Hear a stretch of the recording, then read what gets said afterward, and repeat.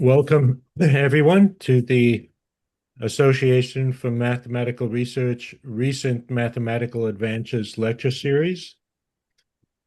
For those of you who are not members of the AMR, we invite you to join. There's no membership fee, and you'll receive updates on our many mathematical activities. It's now my pleasure to introduce today's speaker, Nalini Anantharaman.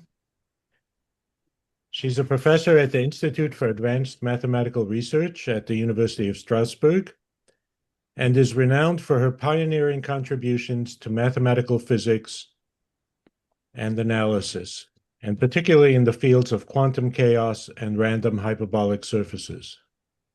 Her many honors include the Salem Prize, the Grand Prix Jacques Brand of the French Academy of Sciences, the Henri Poincaré Prize, the Infosys Prize, and the Nemes Prize.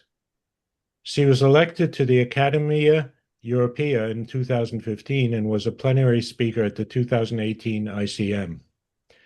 She'll be speaking today about the geometry and the spectral statistics of the Laplacian on a randomly chosen surface, in particular on the spectral gap of the Laplacian for a random compact hyperbolic surface. Her title is Optimal Spectral Gap of the Laplacian for random hyperbolic surfaces. Please begin. Thank you. Okay, thank you very much for this invitation, and my apologies to, I see a few of you in the audience who have already listened to this talk. Maybe towards the end, I will have time to mention some work in progress to have a little novelty. So yes, I'll be talking about random hyperbolic surfaces and the spectrum of their Laplacian. I will be dealing with the compact surfaces of genus G, and because my surfaces will be compact, if I consider the Laplacian, for each surface, the Laplacian has discrete spectrum, so lambda 0, the trivial eigenvalue equals to 0, and then a sequence of discrete numbers going to infinity. And if I put on my surface a hyperbolic metric chosen at random, these eigenvalues become random numbers, and one can ask about them the same kind of questions that people usually ask for, maybe for the spectrum of random matrices or random Schrödinger operators. In this talk, I'll be mostly concerned with the lambda 1, which is the first non-trivial eigenvalue of the Laplacian. And in addition to varying the hyperbolic metric, we will also vary the topology of the surface. So we will be working in the limit where the genus G goes to infinity. And because the surface is hyperbolic, if the genus is equal to G, then the area of the surface is proportional to G minus 1. So if you prefer, instead of saying that the genus goes to infinity, we can also think of the area of the surface going to infinity. And the result I want to talk about is the fact that for a random surface, for probability model that I precise later, with probability going to 1 in the limit of large genus, then the first non-trivial eigenvalue is at least 1/4 minus epsilon, and this is for any epsilon positive. Let me first say that this 1/4 is known to be the best one can hope for because there is a deterministic upper bound on lambda 1, which is due to Huber, which says that in the limit of large genus, lambda 1 is always less than 1/4 plus 1 over log of the genus. And this upper bound is exhibited by finding one on a surface of large genus by exhibiting a test function of 0 average and having Rayleigh quotient less than 1/4 plus 1 over log G. Okay, and in this proof of the upper bound, 1/4 appears as a quarter plus big O of 1 over log G is the Dirichlet, the first Dirichlet eigenvalue of a ball of radius log G in the hyperbolic plane. And in the limit where the radius goes to infinity, 1/4 also appears as the bottom of the spectrum of the Laplacian on the hyperbolic disk, which is the universal cover of a hyperbolic surface. Also, as a motivation to our work, I'll start reviewing what is known for random regular graphs in parallel. So as it is well known, there are a lot of in common between regular graphs and hyperbolic surfaces, both for deterministic graphs and random graphs. So if I have regular graph means that means that I'm considering finite graphs where each point has the same number of neighbors. And here on my slide, the number of neighbors is denoted by q plus 1. And such a graph has a certain set of vertices related by edges, and the discrete Laplacian acts on functions defined on the vertices of the graph. And the Laplacian of a function evaluated at the vertex x is the sum of f of y minus f of x for all y neighbor to x. And for a regular graph, because all points have the same number of neighbors, this is also the same as the adjacency operator applied to f minus q plus 1 identity. For regular graphs, the Laplacian and the adjacency operator are more or less the same up to some translation of q plus 1 identity. And for hyperbolic surfaces, I talked about this threshold value of 1/4, which appears as the bottom of the spectrum of the Laplacian on the universal cover.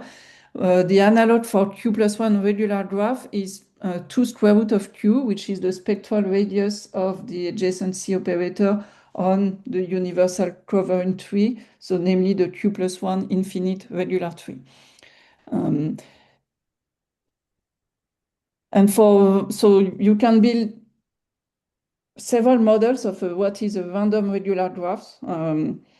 So there are several popular models that if you want to consider a graph with capital N vertices, there are several ways of picking a regular graph at random and then letting the number of vertices go to infinity. For instance, you can think of putting the uniform measure. So you just the counting measure. And there was something called the Allen conjecture, which nowadays has maybe 4 or 5 proofs, some of them very recent. And this Allen conjecture and now a theorem, first proof by Friedman, says that if you pick a regular graph at random with capital N vertices, then with probability tending to 1, all the non-trivial eigenvalues of the adjacency operator are less than this threshold value of 2 square root of q plus epsilon. Of course, there is always the trivial eigenvalue, which in this case is equal to q plus 1. It corresponds to constant eigenfunctions. But all the others are less than 2 square root of q plus epsilon with large probability. So it was first proven in 2008 by Joel Friedman in a very long proof, more than 100 pages. Recently, Charles Bordenave found a much shorter proof in 25 pages, but which was like Friedman's proof, it was based on trace method. Recently, there is a team around H.T. Yao and Zhao Wang who use completely different methods from random matrix theory, and they found a new proof of this fact, and in fact they obtained much more precise information about the rate of convergence that I will give later. And so their proof is also very long, but gives very precise information about the rate of convergence. And there is this also very recent method, which is called the polynomial method by Chen, Garza Vargas, Trop, and Van Handel from last year, which is on the other hand, much shorter, but is really focused on the spectral gap and is not concerned with the finer spectral statistics. For graphs, there are also deterministic results that are known about the existence of Ramanujan graph. So for Q plus one regular graph, a Ramanujan graph is a graph where all the non-trivial eigenvalues are less than 2 square root of Q without any error of epsilon. So really, you don't want any epsilon. You want all the non-trivial eigenvalues to be below the threshold of 2 square root of Q. Those are called Ramanujans. And there were explicit construction exhibited for Q prime number or powers of primes by Lubotsky, Philippe Sarnak, Margulis, and Morgenstern, already quite some time ago. Until quite recently, it wasn't known if Ramanujan graphs exist for Q, which is not a prime number or a power of a prime. But this recent random matrix approach that I mentioned by Huang, Mackenzie, and Yao is so precise that it actually shows that if you take a regular graph at random, then with probability close to 69%, you actually get a regular graph. A Ramanujan graph. At the moment, for hyperbolic surfaces, it's still not, none of these results are known. So in particular, as far as I know, we don't know even the existence of a sequence of hyperbolic surfaces of increasing genus with lambda 1 greater than a quarter without any error epsilon. Okay? So let me review what was done in the last year, but in the last years for random hyperbolic surfaces. And I'll be mostly talking about the Weil-Peterson probability measure, which is also the one that Mariam Mirzakhani worked with. There are several models of random hyperbolic surfaces that I mentioned, but my work with Laura Monk is mostly concerned with the Weil-Peterson probability measure. Already in the work by Mirzakhani, it was shown that for a random surface chosen with this Weil-Peterson measure, in the limit of increasing genus, there is some C, not very, explicit, but obviously not optimal in her work, such that lambda 1 is greater than C with probability going to 1. Explicit values of C were obtained for the first time in 2021 by two different teams, Wu and Sui and Lipnowski and Wright, where they obtained that lambda 1 is greater than 316 minus epsilon, still for the Weil-Peterson probability measure. For a different probability measure, where you start with a given surface and take random covers, the same value 316 was obtained the same year by Magino and Puder. And in fact, this year, using ideas coming from this new polynomial method, also for random covers, Maggi, Puder, and Van Handel improved this 316 to a quarter. With Laura Monk, going back to the Weil-Peterson model, and 2 years ago, we improved the 316 to 2 nines, and later on, improved the 2 nines to a quarter. And also, I should mention that this summer, Hyde, Matera, and Thomas managed to use this new polynomial method to reprove what we had done with actually some more quantitative value of epsilon as a function of the genus, and using a much shorter proof. So obviously, if you're interested in lambda 1, their proof is much shorter. Towards the end of the talk, if I have time, I will try to advertise our longer proof, arguing that it gives actually much more precise information about the length spectrum. So if we want to study other spectral statistics, our proof gives more information. I think my impression is that the polynomial method is really focused on the spectral gap. So what is this sequence of number? I said people starting by the value 316, then we did 2 nines, and after all, 1/4. So why these discrete increments? Actually, our method with Laura Monk consists in showing that for any integer k, lambda 1 is greater than 1/4 minus 1/4k plus 2 square minus epsilon with large probability. And this integer k comes from doing asymptotic expansions of certain integrals in inverse powers of g. And these asymptotic expansions are a bit similar to asymptotic expansions that people do in semi-classical analysis, for instance. So we do asymptotic expansion to order capital K. And if we are able to understand precisely enough what the coefficients look like, our method will tell us that lambda 1 is greater than 1/4 minus like this number 1/4k plus 2 to the square. The people I quoted earlier, Wu and Sui, Lipnitsky and White, they did it for k equal to 0, so meaning they understood that they looked at just the leading order term in the asymptotic expansion. And doing this, you can check that if you take k equals 0, this number here is equal to 3/16.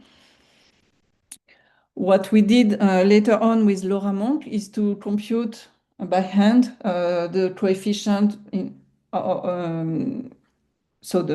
we did the asymptotic expansion to order 1/g, and we kind of suffered to compute by hand the coefficient in front of 1/g. And so for k equal 1, if you can check that this number here will give you 2 ninths, but subsequently we understood that we don't need to precisely compute all these coefficients, but we need to understand just a certain structure of these coefficients that I will explain later. And because now we can understand this for any value of k, we actually get k arbitrarily large.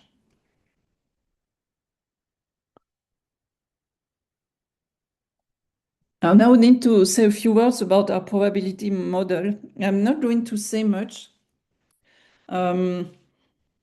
So we work on the space of hyperbolic metrics on a surface of genus G. Here on the picture, G is equal to 3. And this space is called the Teichmüller space if you consider the hyperbolic matrix modulo isotopy.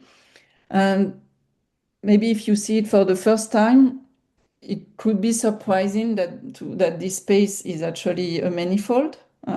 So there is a continuum. If you fit the genus, there is a whole continuum of hyperbolic matrix that you can put on the surface.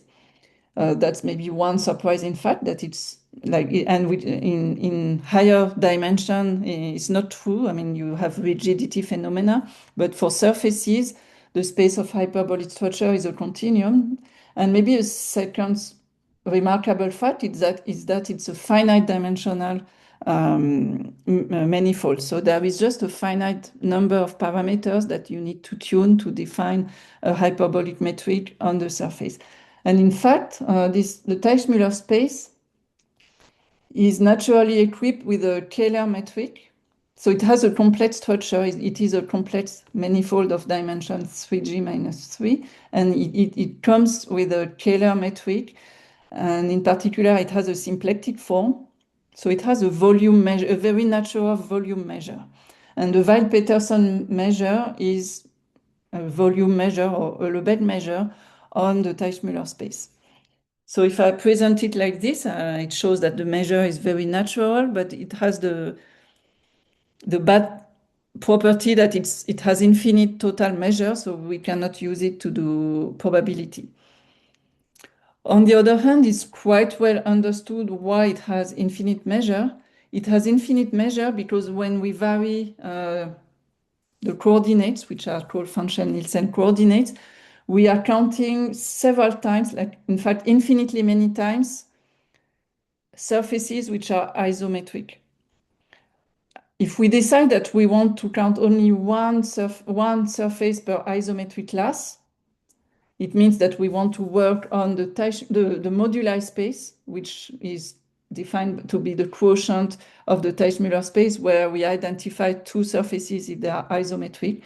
So if we do that, then the measure becomes finite, which means that we can use it to do probability. So our measure, the measure that we use is the Weil-Petersen measure, but defined on the moduli space. It's very difficult it's a very natural measure, but it's very difficult to compute anything on this space. And the reason is that if I give you two different hyperbolic surfaces defined by their coordinates in Teichmüller space, it's impossible in practice to know if they are isometric or not. So this operation of taking the quotient of identifying two surfaces which are isometric is very non-explicit. And in fact, it's even a surprise that we can compute anything on this moduli space. And it is thanks to the work of Maryam Mirzakhani that we have some explicit formulas allowing to compute certain integrals on the moduli space. And in this slide and in the next one, I'm trying to say which kind of formulas Mirzakhani obtained. So she obtained formulas for a certain type of integrals on the moduli space of so the space of hyperbolic metrics Mg on the surface of genus G. And here you can see that the space we are integrating a special class of functions which are of a special form. So f is a test function, and the function I'm integrating is of the form, is the sum over simple geodesics on the surface, simple periodic geodesics. And simple means without self-intersection. Simple periodic geodesics, and I'm integrating the sum of f of the length of gamma. And Mirzakhani's formula tells me that it has the form integral over R plus of f of L integrating along a special density function that I denote VGS of L. So G means that I'm working on genus G, and S here is here to recall that we are considering only simple geodesics. I hope you can still hear me because yeah.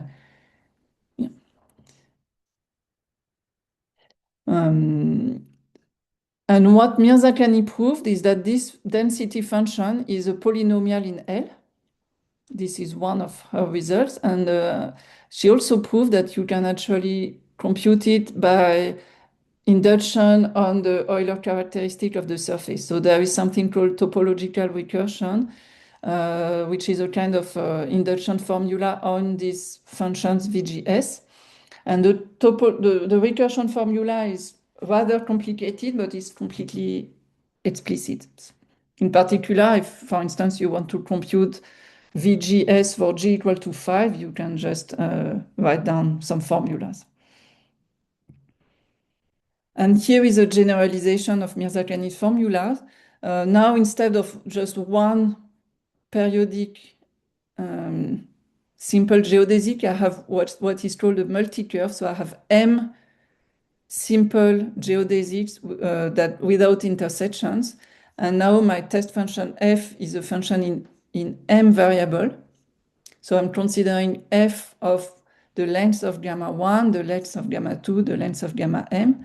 I'm summing over all multi-curves and integrating this over the moduli space, and same kind of result. It's of the form integral of f of L1, L2, Lm along a certain density, which is polynomial in L1, L2, Lm, and it can be computed by topological recursion.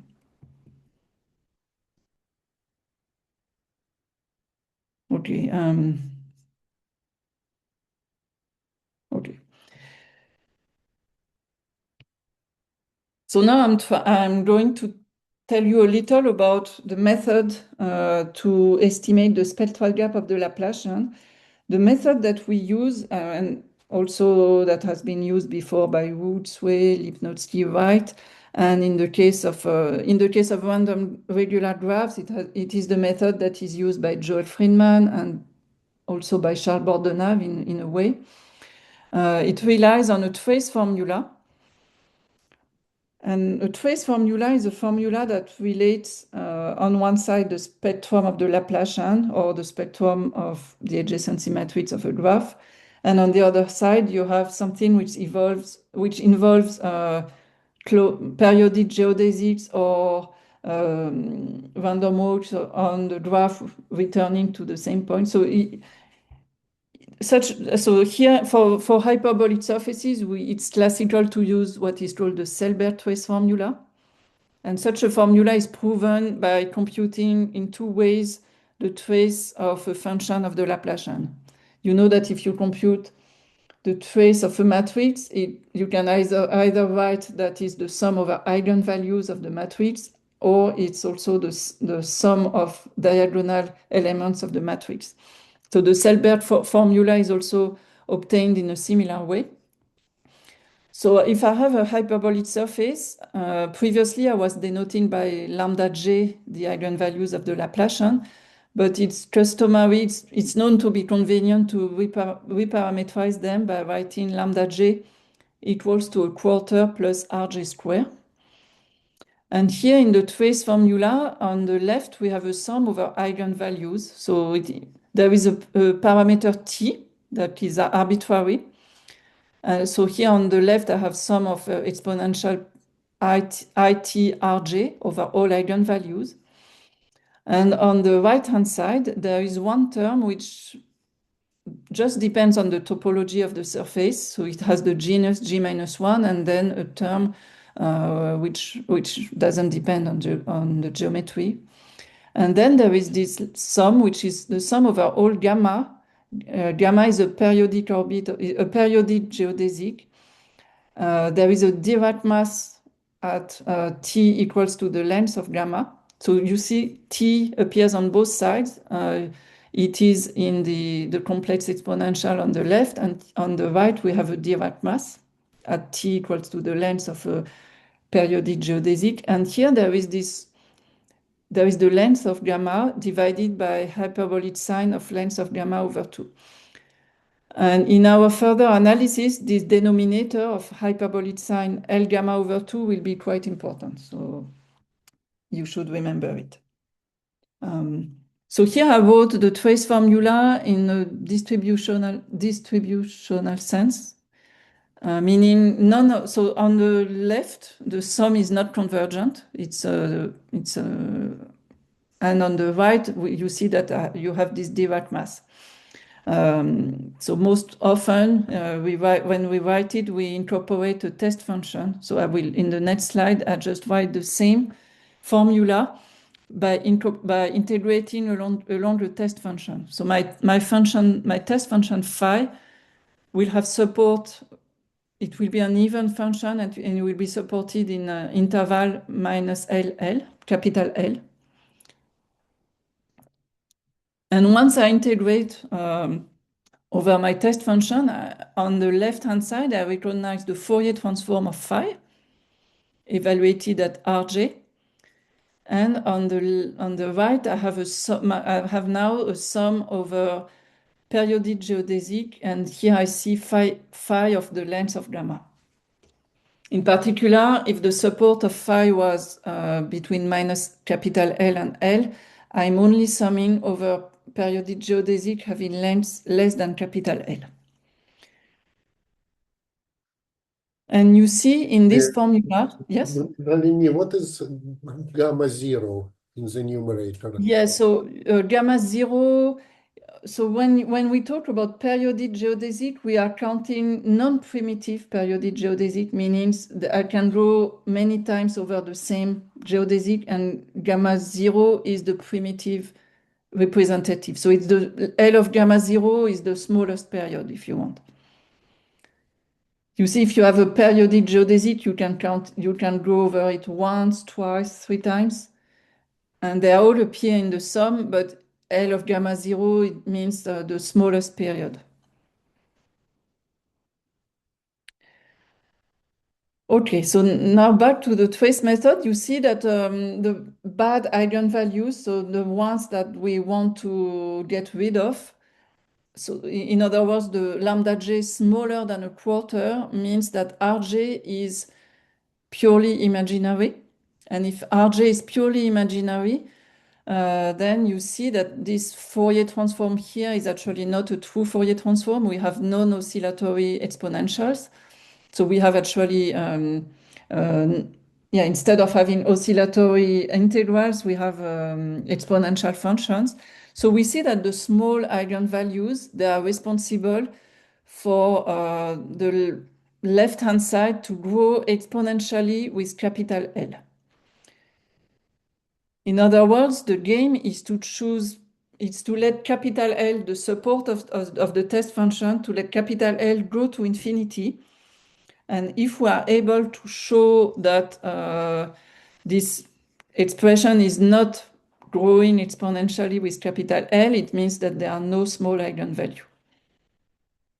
So here I'm summarizing this in a slightly more precise way. So if lambda 1 is less than a quarter minus alpha square minus epsilon, then the Fourier transform phi hat of R1 actually is growing at least like exponential alpha capital L.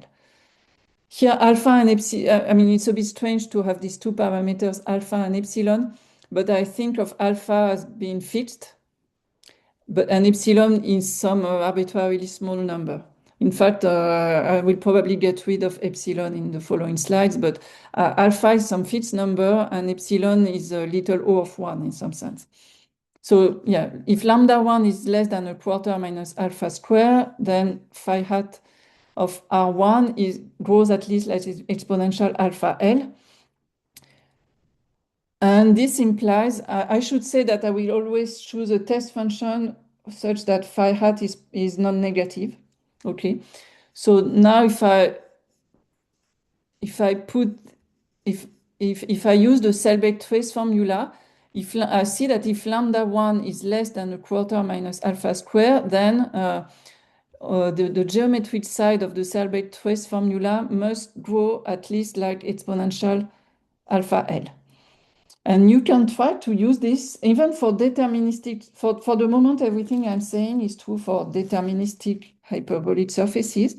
And you can actually try to use it for a deterministic surface to find a lower bound on lambda 1, meaning that if you know something about the length of your periodic geodesics, and if you are able to exhibit a test function phi L having the property that this sum, this sum over geodesic is less than exponential alpha L, it will show you that lambda 1 is at least 1/4 minus alpha square. And in fact, for deterministic surfaces, I've seen this strategy used in a paper by Booker and Strandbergson for certain congruent surfaces to find some lower bound on lambda 1. So yeah, this method can be used for deterministic surfaces, but we want to use it for random surfaces.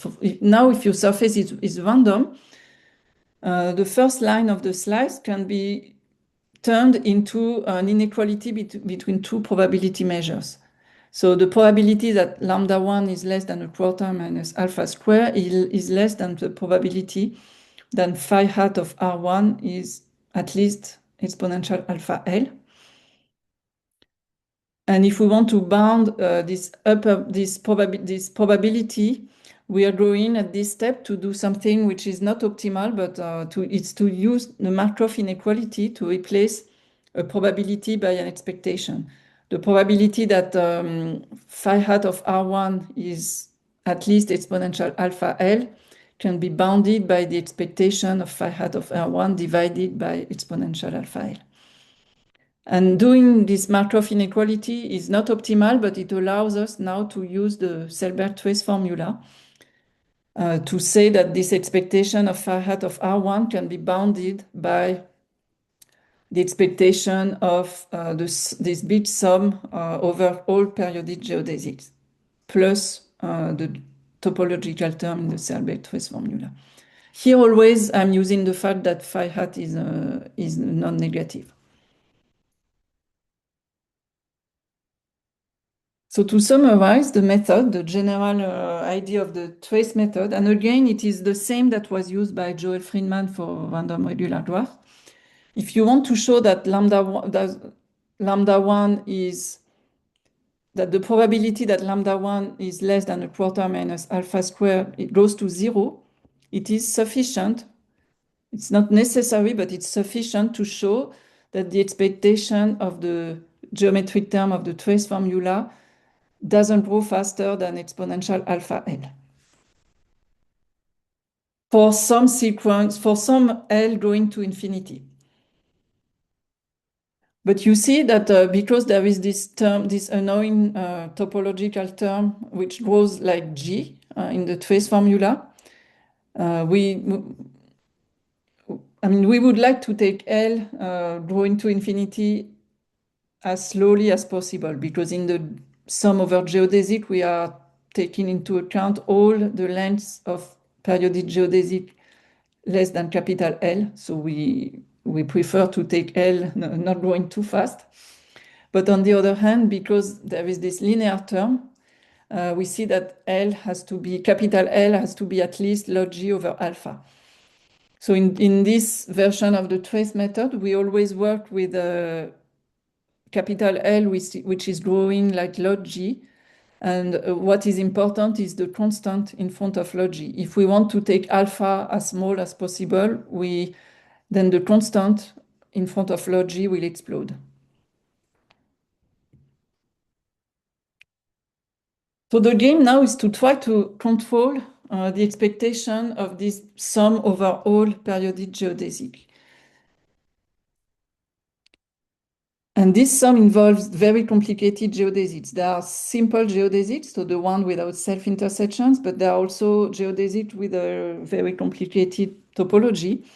But let's try to use Mirzakhani's formula just to estimate the contribution of the simple geodesics. For simple geodesic, we have explicit formulas coming from Mirzakhani's work telling us that the contribution to this expectation of simple geodesics is, so there is the test function phi of support minus LL. It's multiplied by L over hyperbolic sign L over 2. This comes from the trace formula. And then there is Mirzakhani's volume polynomial. And it's divided by VG is the total volume of the moduli space. If we want a probability measure, we always need to divide by VG. And I said that Mirzakhani found some explicit recursion formula for this volume function.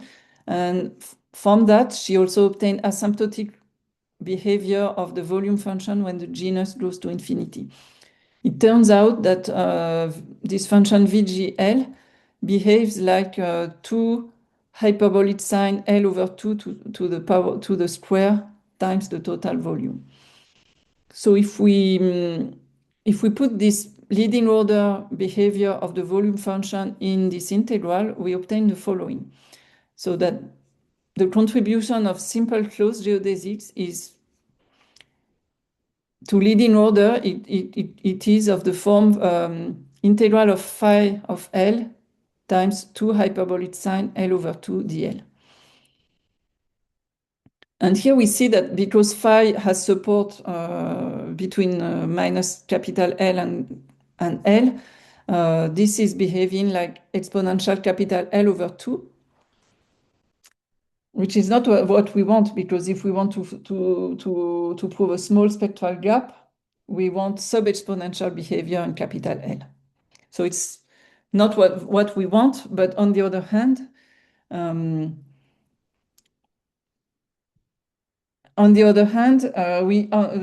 the spectral side of the trace formula, there is always one eigenvalue that I forgot completely to mention, it is the trivial eigenvalue. There is always lambda 0 equal to 0, which is always there. And it is obviously a small eigenvalue, and it corresponds to the value of the parameter Rj equals to I over 2. And on the spectral side of the trace formula, it also gives a contribution of exponential capital L over 2. So actually, on both sides of the expectation of the trace formula, we have the same exponential capital L over 2. On the spectral side, it comes from the trivial eigenvalue. And on the geometric side, we see it here appearing from the contribution of the simple closed geodesic. So we should try to get rid of this exponential contribution. So the way we did it with Laura Monk is, at the beginning, it was a bit experimental. We just decided that because on the spectral side, we want to get rid of the trivial eigenvalue, we need to just to choose to modify our test function so that it vanishes at the trivial eigenvalue. And we said, okay, let's modify the test function so that we are sure that it vanishes at lambda 0 equal to 0, and let's see what happens on the geometric side. So in the sum over eigenvalues, we modified the previous consideration by multiplying by lambda j to some power, because we are sure that lambda j to some power vanishes for lambda j equals 0. So we multiplied by 1/4 plus rj squared to some power m. In other words, we multiply the Fourier transform of phi by 1/4 plus rj squared to some power m. And we know that multiplying the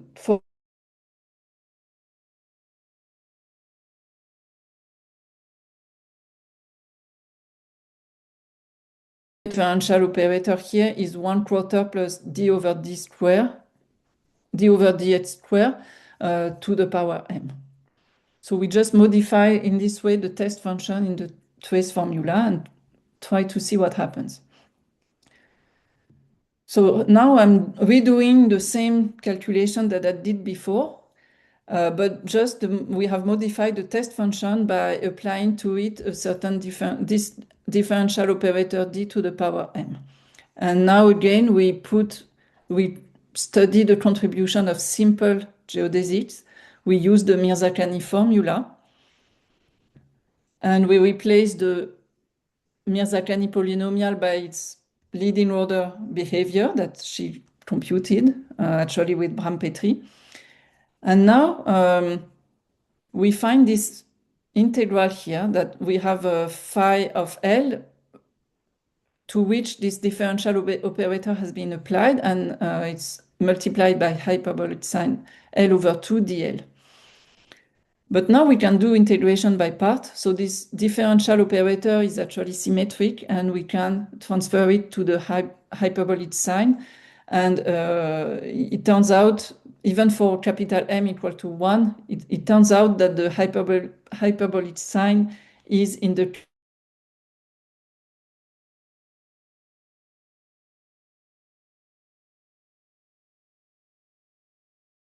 last, like was the case before, is now bounded. I mean, the O of 1 is not equal to 0 because there are boundary terms, because the integral starts at 0. So here we have a bounded contribution of just the boundary terms. So it's quite nice. We see that we have chosen a test function whose Fourier transform vanishes as the trivial eigenvalue. And by this integration by part, we also see that the contribution of the simple geodesic is now sub-exponential.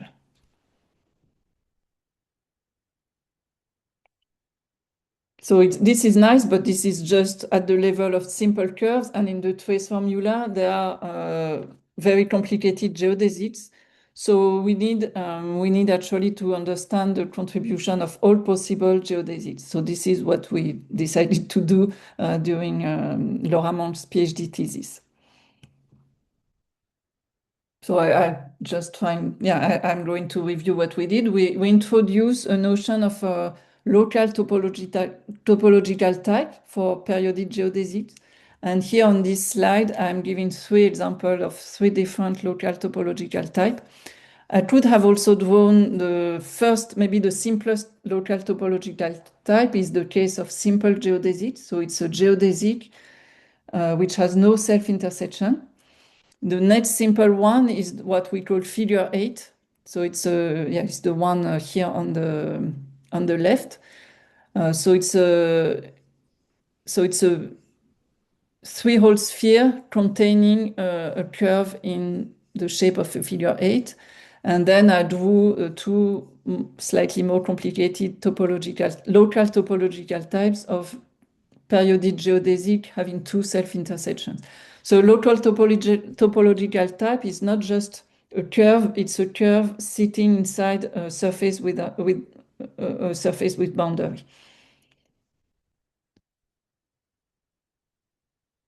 And we first proved the following. There is some abstract integration formula telling you that now we consider certain integrals over the moduli space where we again have a test function f. And now we fix a topological type, for instance, a figure 8, and we sum over all periodic geodesics having the shape of a figure 8 in the surface, for instance, and we sum f of the length of gamma. We take the sum over all figure 8s in the surface and we integrate this function over the moduli space. And we first proved that there exists a density. So this integral is always of the form integral of f of L times some density, which depends on the genus and also depends on the topological type times the Lebesgue measure. The existence of the density is actually not very difficult to prove. It's just because the Weil-Petersen measure on the left is the kind of Lebesgue measure on the moduli space, and the length of a periodic geodesic is an analytic function in function-Nielsen coordinates. So when you push forward the Lebesgue measure by an analytic function, typically you get something which has a density. But now we want to find more information about these. We call them volume functions, and in fact we did not obtain any information about this volume function when the genus is fixed. They are probably not polynomials. I have currently a PhD student who is investigating the structure of these volume functions for fixed genus, and they are not polynomials, but they look very much like polynomials. We know that for simple curves they are exactly polynomials, but in general they are not. But with Laura Monk, what we studied is the large genus behavior of this function. So what we showed that if we divide the density by Vg, it has an asymptotic expansion in powers of g with some coefficients. So these coefficients depend on the topological type, and here the integer k means the order of g minus k. More precisely, so here, I use this notation, sum from k equals 0 to infinity, but what we mean by this kind of by this notation is that there is an asymptotic expansion to any order. So we can do, so for any n, we can do an asymptotic expansion to order n. There is a remainder of order 1 over g to the power n plus 1. And with the method that we use with Laura, we find a remainder term. So as a function of L, it behaves exponentially in L. For those, I'm going just to make a remark for experts, but for those of you who have been following this polynomial method, in the polynomial method, they also need this kind of expansions, but they need more precise information about the remainder term. They need to know how the constant depends on n, and they also need to get rid of this exponential function. So the main input of the new polynomial method is to have a better control of the remainder terms, which we don't have with the method we have with LoRa. On the other hand, our method relies on precisely understanding the structure of these coefficients in the asymptotic expansion. And this is quite similar to what Joel Friedman had done for random regular graphs. We show that these functions here, they have a very precise structure that we call Ramanujan functions, because this is the terminology that Joel Friedman was using in his work on random regular graph. And a Ramanujan function means like a very precise structure. So there is a first term, which is exponential L times a polynomial. It's not only that it's polynomially bounded, it's really exactly a polynomial. And then there is a subdominant term, which is bounded by exponential L over 2 times some power of L. So this very precise structure is what we call Ramanujan functions. And in the polynomial method, you actually don't need to prove this structure except for k equals 0. In the polynomial method, you just need to know that for k equals 0, we have a Ramanujan function, but for k equals 0, we are just dealing with simple curves, and the calculation is already contained in Mirzakhani's work. And in the polynomial method, on the other hand, you need to have a better control of the remainder.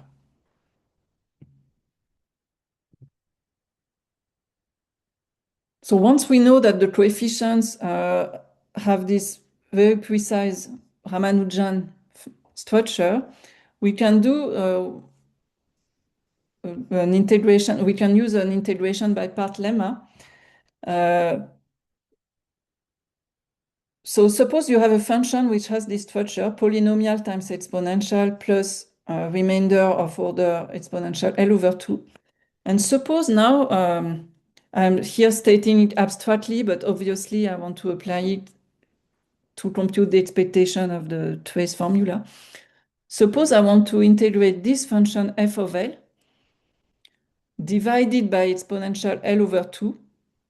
And this division by exponential L over 2 is the one that will come in the trace formula. If you remember, there was this denominator of hyperbolic sign L over 2. And you have a test function which is of the form d to the m phi of L. So d is the differential operator I used before, and phi is the test function that we put in the trace formula. So suppose I want to compute such an integral.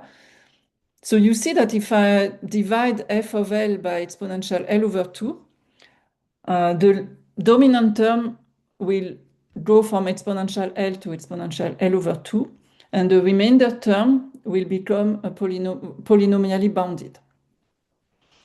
So this remainder term here will give a polynomial contribution, capital L plus 1 to the power c.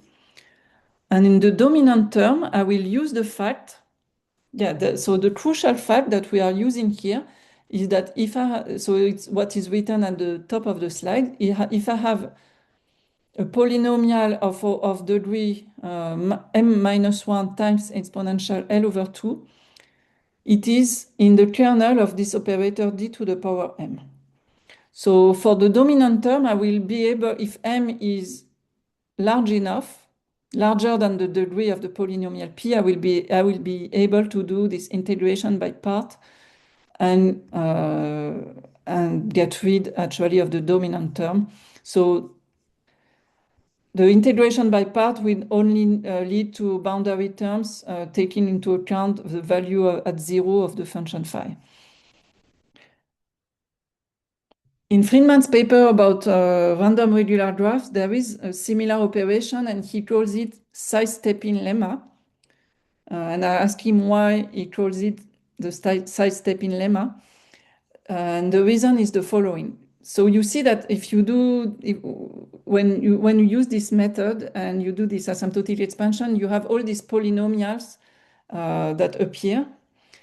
in the Ramanujan functions. And actually, these polynomials, they contain probably a lot of information about the fine spectral statistics of the Laplacian, but they are a bit difficult to compute explicitly. So we would like to, maybe we prefer not to compute them. And thanks to the integration by part, actually, they completely disappear. So sidestepping lemma means that thanks to the integration by part, we avoid computing these polynomials. Okay, let me look at the time. I still have like 6 minutes. Okay, so now let's go back to the trace formula with the modified test function. So yeah. So here I'm not doing, obviously I'm not doing the computation in front of you, but if I consider just a finite number of local topological type of geodesics, for instance, I'm just considering simple geodesics, figure eights, and geodesics with two self-intersections. I can do my asymptotic expansions to some order k, and I will get some Ramanujan functions involving polynomials of certain degrees. So I will get a finite number of polynomials. And accordingly, I can choose the power m to be sure that my integration by parts will kill those polynomials. So the outcome is that as long as I'm just considering a finite number of topological types of geodesics, if I choose capital M large enough, the contribution of those geodesics, there will be a bounded term which will just comes from the boundary term of the asymptotic expansions, and there will be a remainder term which comes from the remainder term in the asymptotic expansion. If I have done the asymptotic expansion to order capital K, I get 1 over G to the K plus 1 times exponential L over 2. Which is nice because in this term, I can take K arbitrarily large. The problem is that this is only true for a finite number of local topological types. But the trace formula involves infinitely many topologies of periodic geodesics. And here there is a real problem. I mean, it's not. I mean, there is a real problem. Is going from finitely many topologies to infinitely many. And the reason I'm saying there is a real problem is that if we could do this for all possible topologies, it would actually imply the method would be so powerful that it would imply that the probability to have small eigenvalues decays like any power of the genus. Because I could do the integration by parts to any order, and the method would actually prove that the probability to have small eigenvalues decays super fast, like faster than any power on G. And we know that this is not true because we can build by hand some surfaces having small eigenvalues, and the probability is maybe like 1 over G. So it's going to 0, but like 1 over G, and so not arbitrarily fast. So we know that there is a real problem here. And here, I mean, I will skip details, but we borrowed the idea from Joel Friedman's proof that we know that we have to remove, there is a precise list of surfaces that we have to remove to get rid of these problems. There are surfaces containing certain geometric patterns called tangles. I'm not going to describe them today. So there are a set of surfaces having probability going to 0, but the probability is not going to 0 very fast. It's going to 0 like some inverse power of the genus. So, and because it's not going to 0 very fast, it is responsible for the failure of the trace method. So actually what we do, we remove a set of surfaces containing this geometric pattern called tangles. So we worked on a conditional probability. So we work conditionally of not having tangles. And this is okay because the set of surfaces we have removed has probability going to 0, but it creates a new technical problem, is that everywhere in our integrals there is this indicator function of not containing tangles, so tangle-free surfaces. And I'm not going at all to say how we deal with this nasty indicator function, but we use some inclusion-exclusion formula.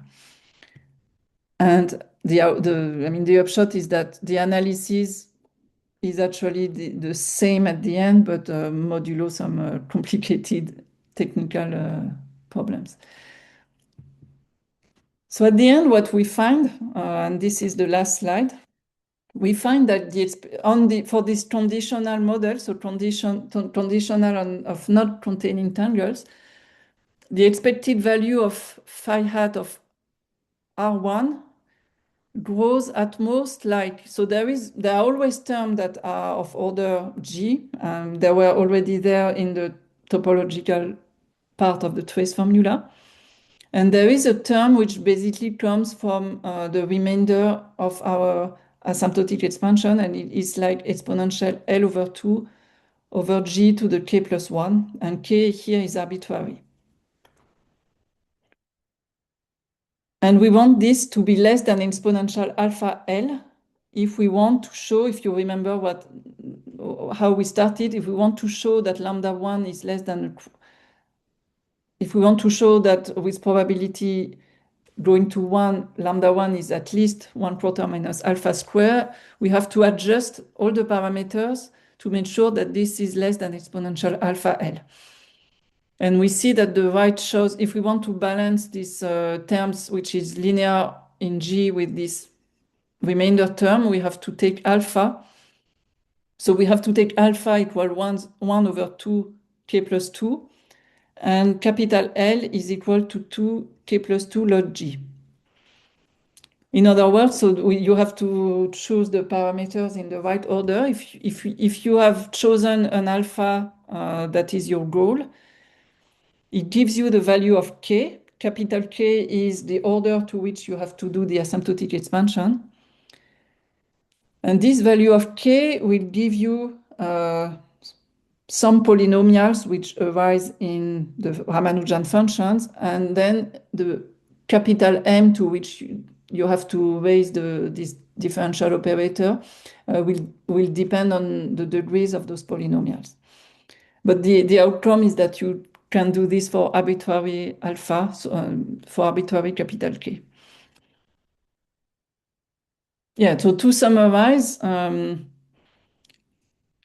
main points of our method is that we have defined volume functions associated to every topology of geodesics, whereas Mirzakhani's work was dealing only with simple geodesics. We have found asymptotic expansions of these volume functions to any order of G. We have, I think one of our main contributions is to have understood that these coefficients in the asymptotic expansion, they are Ramanujan functions, which allows to do a certain integration by part to get rid of all the exponential terms in this asymptotic expansion. But we have to condition on the set of tangle-free surfaces to be sure that we are not bothered by this problem of having too many topological types of geodesics. And I stress the fact that if you're interested in the spectral gap, you actually don't need to compute the polynomials that arise in the Ramanujan functions because of this sidestepping lemma or integration by part. They always get killed in the analysis. But, and this will be the last slide, if you gain information on those polynomials, it gives you more precise information about the statistics of the length spectrum. So this is something in the last 6 months I've started investigating. And this is something which is not present in the polynomial method, is that actually if we work harder, I think we can gain information on those polynomials. And for instance, two things that we are doing at the moment. So the kind of information that one can gain is that, for instance, if you consider geodesics of length less than capital L, and here capital L can be of order up to square root of G, then we can compute the proportion of those geodesics which are simple among all geodesics. So if some geodesics will be simple and some other will not be simple, and the proportion of simple geodesics is exponential minus L square over 32 pi square G. In particular, if L is of order, it's a bit similar to what happens in the birthday problem. So we can take in particular length of order square root of G and compute the proportion of simple geodesics among all the geodesics. This is something we are doing with a student, Marc Guillermit, and with Thomas Bugdalché. Another kind of information that we can get, and this is work in progress with Min-Kun Liu. Suppose, for instance, we are interested in geodesics in the shape of figure 8. We can show that most of them will have lengths close to log G. And in fact, we can show that if we consider an interval around log G, the length of the figure 8 will converge to a Poisson process. So I think thanks to the analysis of the coefficients and the degrees of those polynomials, we can have access to finer information on the statistics of the length spectrum. And thank you for your attention. Well, let's thank our speaker for that wonderful talk. And let me open it up to questions. So if you want to ask a question, please unmute yourself and raise your hand if you. Hi, if I may ask Go a ahead. question. So you Who is it? give this result, which is okay. I think. Can you hear me, Nalini? Yeah. So this We last can. result, Yeah. it's the analog of Mirzakhani-Petri, where they do something like that for simple cross geodesics. But Yes. why do you need to look at the sliding interval? The result is not true if you take a fixed interval. If you take a fixed interval, typically you will only see simple geodesics. No, but this is only if it's quite short. Once you go beyond a certain length. No. If you look at a given interval and you look at all the geodesics with lengths between A and B, the main contribution will come from the simple geodesics. Yeah, this is true. But you still have non-simple ones. You have, but they will contribute to, yes, but their number will be like 1 over G, their expected number. So okay, then you can't do statistics with such a small number. yeah, so the point is that you need to go to log G so that you want you want that exponential, the length divided by G goes to 1, and then it's actually not exactly log G. You need actually to do log G minus log G. This is something that Yu Sui has already noted. Yeah. And if you try to do other topologies, what would T of G be in that case? let's say your iterated figure 8? Yes, so if you do an iterated figure 8, I would guess that you have to start maybe at 2 log G. But honestly, already for figure 8, the analysis is much more painful than for simple curves, because you have to show that that typically, if you take 2 figure 8s, the contribution of 2 figure 8s that intersect one another is negligible compared to disjoint figure 8s. And this requires understanding the degrees of these polynomials that appear in the asymptotic expansion. So it's much more painful than for fixed length. So I think once we have understood the figure 8s, I'm not sure we want to understand. Yeah,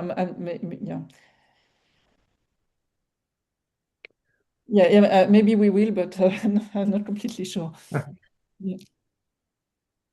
Okay. So I mean, in this analysis, we really need to understand what are the degrees of the polynomials that appear in those asymptotic expansions. Other questions? May I ask a question? So that's Leonid Poltorovich. Is there any chance to say something about behavior of eigenfunctions of random hyperbolic surfaces? How they oscillate, for instance? What would be very, for random regular graph, there is this result that I like a lot by Bacchaus and Szegedi, saying that if you take a typical regular graph and you look at an eigenfunction, then it looks like a Gaussian process. And I guess that would be super nice to have something like that for a random surface. And obviously, several people have thought about it, but I think everybody is stuck. But yeah.